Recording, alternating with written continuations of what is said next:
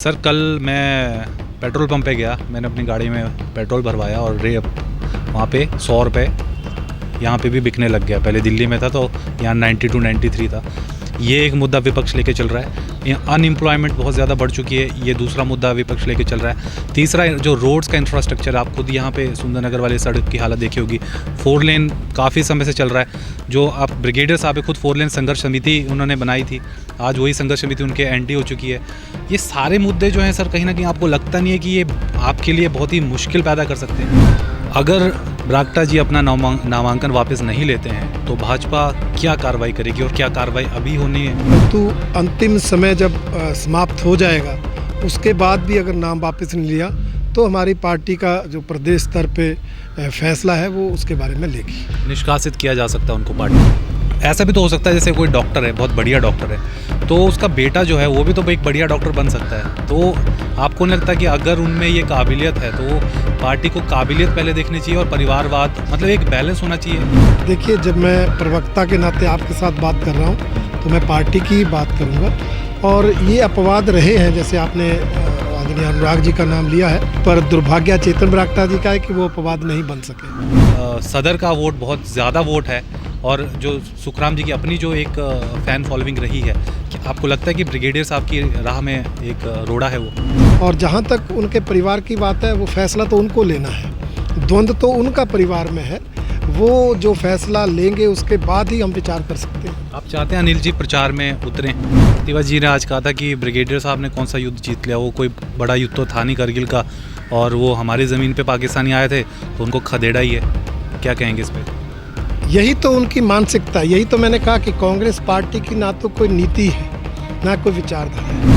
कांग्रेस की अगर हम बात करें, उन्होंने सिद्धू से लेके चन्नी जो अभी हाल ही में सीएम बने हैं पंजाब के, कल कन्हैया कुमार को हमने देखा था, राजीव शुक्ला यहाँ पर थे। बहुत ही बड़ी लिस्ट है उनकी स्टार कैंपेनर्स की। तो क्या लगता है कि कांग्रेस पूरा दम लगा रही है इस पे, या फिर दूसरी तरफ से अगर हम बीजेपी की तरफ से देखें तो बीजेपी इस कॉन्फिडेंस में कि वो जीत ही रहे हैं, इसलिए उनको राष्ट्रीय लेवल के किसी नेता की ज़रूरत नहीं है? जैसे मैंने शुरू में कहा, कांग्रेस पार्टी के पास कोई नेता ही नहीं है, इसलिए वो ऐसे ऐसे स्टार प्रचारक बना रही है जिन्होंने पंजाब में कांग्रेस की हंसी कराई सिद्धू साहब ने। क्या पंजाब में स्थिति कांग्रेस की पूरे देश में क्या माहौल बनाया आप सब ने देखा। सत्ता का semifinal sponsored by Ratan jewellers, Indira market Mandi, shop number 13 and 14, को sponsored by Sankalp classes near chowk, powered by refresh mattresses, India's #1 customer satisfaction brand with 99.5% satisfied customers। नमस्कार दर्शकों, स्वागत है आपका इस विशेष इंटरव्यू में। और मेरे साथ इस वक्त रणधीर शर्मा जी हैं, जो कि भाजपा के प्रदेश प्रवक्ता हैं और पूर्व में ये MLA रह चुके हैं नैना देवी कॉन्स्टिट्यूंसी के, और पूरे ज़ोर शोर से डटे हुए हैं इस वक्त मंडी पार्लियामेंट्री बाई इलेक्शंस में। और इनसे कुछ सवाल जवाब करेंगे, कुछ तीखे होंगे कुछ मीठे होंगे, और जानेंगे कि क्या स्थिति है इस वक्त भाजपा की और कैसी राहें इन्हें आगे दिख रही हैं। सर बहुत बहुत शुक्रिया हमें समय देने के लिए। मेरा पहला सवाल तो होगा, जो सबसे इस वक्त हॉट टॉपिक है भाजपा के लिए पूरे प्रदेश में, चेतन बरागटा जी का। काफ़ी बागी तेवर दिखाए हैं उन्होंने और पार्टी ने मनाने की कोशिश की है, उनको पूरा जोर लगा दिया, लेकिन वो माने नहीं है। और हम जो विजुअल देखते हैं, काफ़ी बड़ी भीड़ भी वो खींच रहे हैं। कितना मुश्किल होगा आपके लिए ये चुनाव जुब्बल कोटखाई का, अगर यही तेवर उनके जारी रहे? निश्चित तौर पर जुब्बल कोटखाई विधानसभा सीट पे, क्योंकि चेतन बरागटा जी पिछले 3 महीने से लगातार एक उम्मीदवार के नाते काम कर रहे थे, और उस नाते उन्होंने कार्यकर्ताओं, समर्थकों और जनता से संपर्क भी साधा था। अभी जो पार्टी ने निर्णय लिया है केंद्रीय स्तर पर, राष्ट्रीय स्तर पर, उसके अंतर्गत उन्हें टिकट नहीं मिल पाया, जिसके कारण उनके समर्थकों ने उन्हें आज़ाद प्रत्याशी के रूप में नामांकन भरने के लिए प्रेरित किया। पार्टी ने कोशिश की समझाने की, परंतु जिस तरह से सामने बातें आई हैं, उनका शायद खुद का मन था भी, परंतु जो समर्थक होते हैं, साथ चले होते हैं, उनकी बात भी माननी पड़ती है। शायद उनके दबाव में उनका अभी तक मन नहीं बना है।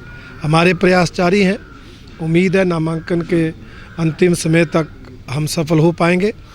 अन्यथा भारतीय जनता पार्टी की जो उम्मीदवार है उसके पक्ष में पार्टी चुनाव लड़ेगी, और मुझे पूरा विश्वास है कि अधिकतर साथी जो आज मान लो पार्टी प्रत्याशी के साथ नहीं है, धीरे धीरे वो पार्टी प्रत्याशी के साथ आएंगे। अगर बरागटा जी अपना नामांकन वापस नहीं लेते हैं तो भाजपा क्या कार्रवाई करेगी और क्या कार्रवाई अभी होनी है? देखिए, अभी तो हम प्रयास कर रहे हैं कि बरागटा जी पार्टी की बात माने, अपना नाम वापस लें, कार्रवाई की कोई ज़रूरत ना पड़े। परंतु अंतिम समय जब समाप्त हो जाएगा उसके बाद भी अगर नाम वापस नहीं लिया तो हमारी पार्टी का जो प्रदेश स्तर पे फैसला है वो उसके बारे में लेगी। निष्कासित किया जा सकता है उनको पार्टी से? देखिए, मैं इस बारे में अभी कुछ नहीं कह सकता, क्योंकि हमारी तो कोशिश है वो पार्टी में बने रहें, वो पार्टी की बात माने और पार्टी के पक्ष में नाम वापस लेकर प्रचार करें। रणधीर जी, आपको क्या लगता है नीलम जी में ऐसा पार्टी को क्या दिखा कि उन्होंने बरागटा जी का, अगर जो फैन फॉलोइंग उनकी दिख रही है इस वक्त, उसको इग्नोर करते हुए उन्होंने नीलम जी को टिकट देना क्यों सही समझा पार्टी ने? देखिए, पार्टी ने राष्ट्रीय स्तर पर एक फैसला लिया, क्योंकि ये जो उपचुनाव थे, बाई इलेक्शन थे, अधिकतर स्थानों पर जो पिछले, चाहे जहाँ लोकसभा के थे चुनाव बाई इलेक्शन, वहाँ लोकसभा के जो एमपी रहे थे उनका निधन हुआ था, या विधानसभा में भी जो इनके चुनाव थे अनेक प्रदेशों में, वहाँ भी जो विधायक थे वो इस दुनिया से चले गए थे। तो अधिकतर स्थानों पे उन्हीं के परिवार के प्रत्याशी बन गए थे। इसलिए पार्टी को ये लगा कि अगर हम सब जगह उन्हीं परिवारों के बेटों को या पत्नियों को टिकट देंगे तो कार्यकर्ताओं को ऐसा लगेगा कि ये पार्टी तो कुछ परिवारों की पार्टी। इसलिए एक ब्रॉडर प्रोस्पेक्ट में पार्टी ने फैसला लिया कि इस बार जो है हम कार्यकर्ताओं को चुनाव लड़ाएंगे, जो नेताओं के परिवार वालों को टिकट नहीं देंगे। और मैं आपका एक पर्सनल ओपिनियन इस बात पे जानना चाहता हूँ जो आपने कही। सर, ऐसा भी तो हो सकता है जैसे कोई डॉक्टर है, बहुत बढ़िया डॉक्टर है, तो उसका बेटा जो है वो भी तो एक बढ़िया डॉक्टर बन सकता है। तो आपको नहीं लगता कि अगर उनमें ये काबिलियत है तो पार्टी को काबिलियत पहले देखनी चाहिए और परिवारवाद, मतलब एक बैलेंस होना चाहिए कि क्या परिवारवाद को ही देखा जाए या काबिलियत भी देखी जाए? हमने अनुराग ठाकुर का एग्जाम्पल देखा है, वो अगर देखा जाए तो धूमल साहब वो पहले से राजनीति में थे, अब आज की डेट में अनुराग जी पार्टी में अच्छा काम कर रहे हैं और देश के अभी आपके जिस लेवल पे अभी है, इंफॉर्मेशन ब्रॉडकास्टिंग मिनिस्ट्री उनके पास है, स्पोर्ट्स मिनिस्ट्री, बहुत बड़े पोर्टफोलियो उनके पास हैं, तो he is also doing good. तो ऐसा भी तो हो सकता है कि बेटा अच्छा काम करे इसमें। तो ये आपका मैं पर्सनल ओपिनियन जानना चाहूँगा। देखिए, जब मैं प्रवक्ता के नाते आपके साथ बात कर रहा हूँ तो मैं पार्टी की ही बात करूँगा, और ये अपवाद रहे हैं, जैसे आपने आदरणीय अनुराग जी का नाम लिया है, ऐसे अपवाद रहे हैं और हर मामले में एक्सेप्शंस तो होती हैं, अपवाद तो होते ही हैं जी।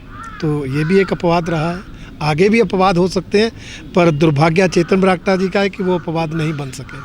ओके, अपवाद नहीं बन सके चेतन बरागटा जी। अच्छा सर, मंडी के ऊपर आते हैं। अनिल शर्मा, उनका एक स्टेटस ऐसा है थे कि वो पार्टी में नामांकन रैली के दिन भी वो मौजूद नहीं थे यहाँ पे, और काफ़ी बागी तेवर उन्होंने भी दिखाए हैं। सुखराम जी का जो अपना होल्ड है इस पूरे क्षेत्र में वो काफ़ी ज़्यादा गहरा माना जाता है। इनफैक्ट जो पिछले विधानसभा के इलेक्शन हुए थे वो उसमें उनका कहा जाता है कि उनका बहुत बड़ा रोल था सभी यहाँ पे कैंडिडेट्स को जिताने में भाजपा के। लेकिन आज की डेट में आपको पता ही है कि आश्रय शर्मा, उनके जो पुत्र अनिल जी के, वो कांग्रेस में वापस शामिल हो गए, सुखराम जी कांग्रेस में शामिल हो गए। अभी इस इलेक्शन में ये फिर से सुनने में आ रहा है कि वो बागी तेवर उनके जारी हैं, अनिल जी बहुत रूठे हुए से हैं। आपको क्या लगता है ये इम्पैक्ट करेगा? क्योंकि सदर का वोट बहुत ज़्यादा वोट है और जो सुखराम जी की अपनी जो एक फ़ैन फॉलोइंग रही है, कि आपको लगता है कि ब्रिगेडियर साहब की राह में एक रोड़ा है वो? नहीं, देखिए, ऐसा है, समय के साथ सारी चीज़ें बदलती हैं। अब समय के साथ बहुत कुछ बदला है और कभी भी जनता, एक व्यक्ति, एक परिवार के साथ चलती है, ऐसा होता नहीं है।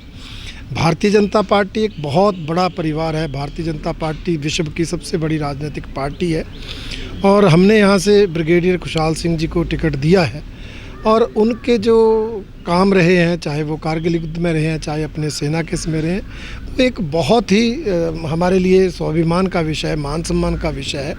इसलिए मुझे लगता है कि इन बातों का फ़र्क नहीं पड़ेगा, और जहाँ तक उनके परिवार की बात है वो फैसला तो उनको लेना है, द्वंद्व तो उनका परिवार में है, वो जो फैसला लेंगे उसके बाद ही हम विचार कर सकते हैं। आप चाहते हैं अनिल जी प्रचार में उतरें? देखिए, वो फैसला उनको लेना, मैंने कहा ना, हमें तो पार्टी के पक्ष में प्रचार करने के लिए अगर वो आते हैं तो हमें कोई दिक्कत थोड़ी है, परंतु मेरा ये आग्रह है कि वो द्वंद्व में ना रहें, एक तरफ फैसला लें और जो फैसला लें उस पर अडिग रहें। आप चाहते हैं कि वो इलेक्शन कैंपेन करें बीजेपी की। सर अगला क्वेश्चन है मेरा वीरभद्र फैक्टर से रिलेटेड है। स्वर्गीय वीरभद्र उनका जो इन्फ्लुएंस रहा है पूरे हिमाचल में, जैसा कि आपने देखा ही है, जो जिस लेवल का उनका जो लास्ट राइट्स परफॉर्म किए गए, जो भीड़ वहाँ पर थी, उसके बाद जो सोशल मीडिया पे एक तरफा पूरी लहर चली है, भाजपा के ही कई सपोर्टर्स जो थे वो उनके अपनी डिस्प्ले पिक्चर जो होती है वो चेंज करके वीरभद्र जी की उन्होंने फ़ोटो लगाई है। इस लेवल का किसी शख्स का जो कद है और उस कद के सहारे कांग्रेस आगे इस वक्त बढ़ रही है। हमने देखा है उनके स्टेजेस पे उन्हीं के पोस्टर्स बड़े होते हैं, उन्हीं के नाम के सारे वोट लिए जा रहे हैं। उनके सामने आपके कैंडिडेट ब्रिगेडियर साहब जो कि फ़र्स्ट टाइम इलेक्शंस में उतरे हैं, आपको लगता है कि मुकाबला कहीं एक तरफा है, कांग्रेस के पक्ष में जाता हुआ दिख रहा है? देखिए ऐसा है, राजा वीरभद्र सिंह जी हिमाचल प्रदेश के 6 बार मुख्यमंत्री रहे और निश्चित रूप पर मुख्यमंत्री के नाते उन्होंने एक लंबी पारी हिमाचल प्रदेश में खेली। जनता से भी उनका संपर्क रहा, संवाद रहा और इस दौरान बहुत से लोगों के उन्होंने व्यक्तिगत काम भी किए होंगे और पार्टी के नाते भी एक प्रभाव रहा है, सांसद भी वो रहे हैं। इस नाते नेचुरली जब देहांत होता है तो उसके बाद हर कोई अपनी श्रद्धांजलि देता है, जो उसमें अपना शोक प्रकट उस परिवार से करता है। उसमें कई पार्टी लाइन नहीं आती। भारतीय जनता पार्टी के नेता कार्यकर्ताओं ने भी दुख व्यक्त किया है, परंतु उसका अर्थ ये नहीं कि आज वो उनकी पत्नी को वोट डालेंगे। चुनाव एक अलग चीज़ है, ये पार्टी आधार पर, पार्टी की विचारधारा के आधार पर, पार्टी की नीतियों के आधार पर होते हैं। और कोई ये सोचे कि जी उनके पति की देहांत हुआ है इसलिए उनको जनता वोट डाल देंगी, वो कहीं ना कहीं गलतफहमी में है। इस समय कांग्रेस पार्टी की जो देश में हालत है, ना उनके पास कोई नेता है, ना उनकी कोई नीति है और जनता आज जागरूक है। आज वो श्रद्धांजलि के नाम पर वोट नहीं देती, आज वो जनता देखती है उनके देश का क्या भविष्य है, प्रदेश का क्या भविष्य है, उनका भविष्य किस पार्टी के हाथों सुरक्षित है। इन सब विषयों पर जब जनता विचार करती है, आम व्यक्ति विचार करता है, तो मैं समझता हूँ कि भारतीय जनता पार्टी ही एक ऐसी पार्टी है जिसके हाथों में देश भी सुरक्षित है, प्रदेश भी सुरक्षित है और जनता भी सुरक्षित है। इसलिए वो भारतीय जनता पार्टी को चुनेंगे। और हमारे उम्मीदवार तो इस बार ब्रिगेडियर खुशहाल सिंह जी कारगिल के हीरो रहे हैं। देश के लिए उन्होंने अपनी ज़िंदगी बिताई है, जान जोखिम में डालकर कारगिल का युद्ध जिताया है और भी कई अभियान उन्होंने सफलतापूर्वक अंतर्राष्ट्रीय स्तर पर उनका नेतृत्व किया, प्रतिनिधित्व किया है। इसलिए मुझे लगता है कि इस चुनाव में एक तरफा तो होगा, पर वो भारतीय जनता पार्टी के पक्ष में होगा। प्रतिभा जी ने आज कहा था कि ब्रिगेडियर साहब ने कौन सा युद्ध जीत लिया, वो कोई बड़ा युद्ध तो था नहीं कारगिल का, और वो हमारी ज़मीन पे पाकिस्तानी आए थे तो उनको खदेड़ा ही है। क्या कहेंगे इस पे? यही तो उनकी मानसिकता, यही तो मैंने कहा कि कांग्रेस पार्टी की ना तो कोई नीति है ना कोई विचारधारा है। अगर कांग्रेस पार्टी का प्रत्याशी ये बोलता है कि कारगिल युद्ध तो कोई युद्ध ही नहीं था, तो मुझे लगता है इससे बड़ी गलत बात क्या हो सकती है। और मैं मानता हूँ ये बयान उनका सैनिकों का अपमान है, उन शहीदों का अपमान है। 527 जो है हमारे सेना अधिकारी जो है, सैनिक जो हैं, वो शहीद हुए थे कारगिल युद्ध में, उनका अपमान है। 52 लोग हिमाचल प्रदेश के शहीद हुए थे, ये उनका अपमान है। कारगिल युद्ध उसमें कितना महत्वपूर्ण था पूरी दुनिया जानती है, परंतु इस तरह का बयान देकर प्रतिभा जी ने इस देश का भी अपमान किया है, हमारी सेना का भी अपमान किया है और मुझे लगता है जनता इसको कभी स्वीकार नहीं करेगी। जी सर। स्टार कैंपेनर्स की लिस्ट हम लोग देख रहे थे, आपके जो स्टार कैंपेनर्स हैं ज़्यादातर वो हिमाचल के ही नेता हैं।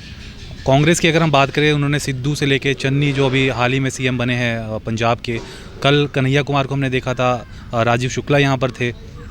बहुत ही बड़ी लिस्ट है उनकी स्टार कैंपेनर्स की।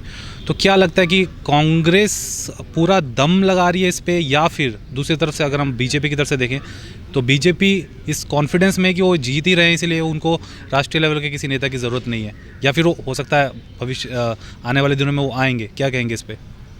नहीं, देखिए, भारतीय जनता पार्टी उपचुनाव में कभी राष्ट्रीय नेताओं को नहीं उतारती। उस प्रदेश से संबंधित नेता है वही इस चुनाव को लड़ते हैं। और जैसे मैंने शुरू में कहा, कांग्रेस पार्टी के पास कोई नेता ही नहीं है, इसलिए वो ऐसे ऐसे स्टार प्रचारक बना रही है। जिन्होंने पंजाब में कांग्रेस की हंसी कराई सिद्धू साहब ने, क्या पंजाब में स्थिति कांग्रेस की पूरे देश में क्या माहौल बनाया आप सब ने देखा। जो कन्हैया कुमार हमारे देश विरोधी नारे लगाता रहा, जो आतंकवादियों के समर्थन में नारे लगाता रहा, जिसके मामले कोर्टों में चले हुए हैं, उस कन्हैया कुमार को जो 2 हफ्ते पहले कांग्रेस में शामिल हुआ, आज वो उसको नेता मानकर चल रहे हैं। ये कांग्रेस पार्टी का खोखलापन है, जो उनकी ये जो स्टार कैंपेनर की सूची है उससे भी प्रदर्शित होता है।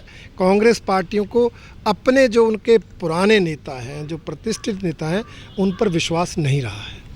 सर, कल मैं पेट्रोल पंप पे गया, मैंने अपनी गाड़ी में पेट्रोल भरवाया और वहाँ पे 100 रुपये यहाँ पे भी बिकने लग गया। पहले दिल्ली में था तो यहाँ 92 93 था। ये एक मुद्दा विपक्ष लेके चल रहा है। अनएम्प्लॉयमेंट बहुत ज़्यादा बढ़ चुकी है, ये दूसरा मुद्दा विपक्ष लेके चल रहा है। तीसरा, जो रोड्स का इंफ्रास्ट्रक्चर, आप खुद यहाँ पे सुंदरनगर वाली सड़क की हालत देखी होगी, 4 लेन काफ़ी समय से चल रहा है। जो आप ब्रिगेडियर साहब है, खुद 4 लेन संघर्ष समिति उन्होंने बनाई थी, आज वही संघर्ष समिति उनके एंटी हो चुकी है। ये सारे मुद्दे जो हैं सर, कहीं ना कहीं आपको लगता नहीं है कि ये आपके लिए बहुत ही मुश्किल पैदा कर सकते हैं?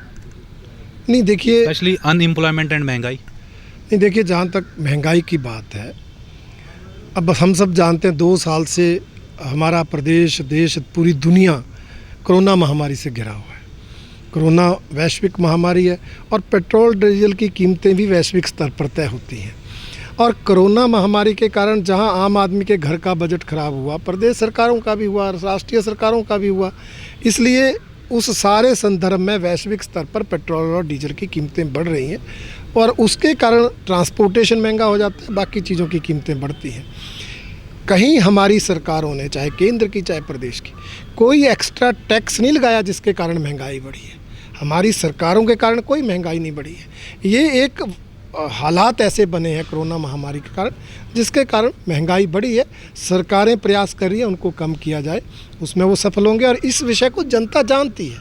ये ठीक है, विरोधी है, उन्होंने बोलना है, परंतु जनता जानती है कि इसमें कहीं सरकार ने कोई टैक्स नहीं लगाया, कहीं सरकार का कोई दोष नहीं है। दूसरा, जहाँ तक बेरोज़गारी का मुद्दा है, देखिए बेरोज़गारी कोई 4 साल में तो बढ़ी नहीं। इस देश में 74 में से 60 साल तो कांग्रेस ने राज किया है, प्रदेश में अधिकतर समय कांग्रेस ने राज किया है। तो बेरोज़गारी तो उस सरकारों की नीतियों का भी परिणाम है। आप आंकड़े निकाल कर देखिए, हमारी इस सरकार ने 4 साल में अन्य सरकारों की तुलना में कई गुना ज़्यादा सरकारी नौकरियां दी है, कई गुना ज़्यादा रोज़गार दिया है, परंतु फिर भी बेरोज़गारी है, उसको हम सहमत हैं। परंतु वो हमारी पार्टी का, सरकारों का दोष नहीं, उसमें कांग्रेस पार्टी की सरकारों का बहुत ज़्यादा योगदान रहा है। इसलिए इस विषय पर कांग्रेस के नेताओं का बोलने का कोई अधिकार नहीं है। बाकी जहाँ तक आपने कहा कि सड़कों की हालत है, देखिए 4 लेन के विषय को आप सब जानते हैं। कांग्रेस की पिछली बार सरकार थी, ये 4 लेन का काम चला था, अधूरा छूट गया। जो कंपनियां बना रही थी वो काम छोड़ के चली गई। क्यों? क्योंकि यहाँ पर जो कांग्रेस के नेता थे उन्होंने भ्रष्टाचार को बढ़ावा दिया, उन्होंने मिली भगत करके उन कंपनियों को काम नहीं करने दिया, कंपनियां छोड़ के गई। हमारी सरकार बनी, फिर से जो है इन 4 लेन की नई कंपनियां लाकर काम शुरू कराया गया। आज काम चला हुआ है, आप भी जानते हैं, प्रैक्टिकली जब काम चला है, बड़ी मशीनरी आती है, बड़े जो है गाड़ियाँ चलती हैं, तो जो पुरानी सड़कें उनको डैमेज होता है, उनका नुकसान होता है। हम मानसून 70 है, मानसून में भी जो है सड़कों को दिक्कत आती है। हमेशा ही हिमाचल में होता है कि साल भर सड़कें ठीक होती हैं, तो मानसून जब बरसात पड़ती है तो सड़कें टूटती हैं। तो ये 2 कारणों से सड़कों की कुछ दिक्कत है, परंतु जैसे ही अब मानसून ख़त्म हुई है सभी सड़कों की हालत दुरुस्त कर दी जाएगी। और हमारा प्रयास है कि हम जल्दी से जल्दी 4 लेन का निर्माण पूरा करें ताकि कम समय में ज़्यादा दूरी तय हो सके। रणधीर जी, जिस दिन रिजल्ट है उस दिन धनतेरस है, 2 दिन बाद दिवाली है, क्या लगता है किसकी दिवाली ज़्यादा धमाकेदार होने वाली है?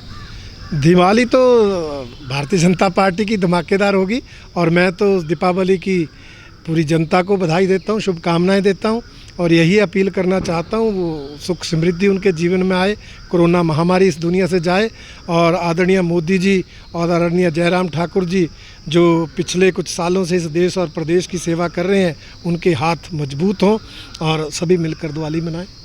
तो ये बहुत एडवांस वाली दिवाली की विशेष आज रणधीर जी ने इस इंटरव्यू में दे दी है और काफ़ी दावे और वादे किए गए हैं यहाँ पे, और ये जनता तय करेगी अब कि किस पार्टी के दावों में और उनके वादों में दम है। 30 तारीख को वोट डाले जाएंगे और 2 तारीख को इस चीज़ का फैसला आ ही जाएगा। रणधीर जी, आपने इन्हें बिजी शेड्यूल के बीच में हमें समय दिया, आपका बहुत बहुत शुक्रिया। और भविष्य में भी हम देखेंगे कि फिर कोई इंटरेक्शन करेंगे जब जैसे जैसे इलेक्शन नज़दीक आएंगे। बहुत बहुत शुक्रिया सर, हमसे बात। Thank you.